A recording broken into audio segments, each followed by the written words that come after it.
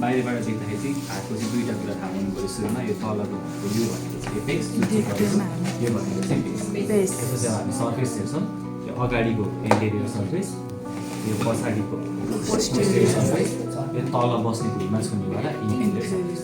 त्यसपछि हामी बोर्डर हेर्छौँ यो माथिको सुपेरियर बोर्डर त्यस पछाडि यो राइट बोर्डर यो लेफ्ट बोर्डर र यो भनेको चाहिँ इन्टेरियर बोर्डर त्यसपछि अब ग्रुप थाहा पर्नुपर्छ ग्रुप अथवा सर्कस भनेको चाहिँ खाल्डो हो यो एट्रियम र भेन्ट्रिकलको बिचमा यो वरिपरिको सबै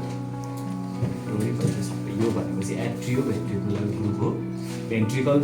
बिचको यो भनेको चाहिँ इन्टर भेन्ट्रिकुलर ग्रुप एक्सटर्नल फिचर यति नै भयो अब हातलाई खोलिसकेपछि भित्रको हेऱ्यो भने चाहिँ इन्टर्नल फिचर हुन्छ इन्टर्नल फिचरमा हामी चारवटा च्याम्बर देख्छौँ right atrium right ventricle left atrium left ventricle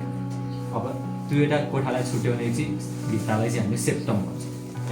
atrium छुट्यायो भने इन्टर एट्रियल सेप्टम भेन्ट्रिकल छुट्यायो भने इन्टर भेन्ट्रिकुलर सेप्टम अब एट्रियम र भेन्ट्रिकलको बिचमा चाहिँ भल्भ हुन्छ राइट साइडतिर भल्भ छ भने चाहिँ यसको चाहिँ तिनवटा ढोकाहरू हुन्छ 1 2 3 त्यही भएर यसको नामै ट्राइकस्पिड भल्भ भयो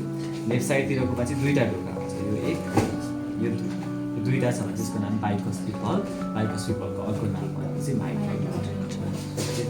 ल अब बाँकी चाहिँ अर्को क्लासमा हेर्छौँ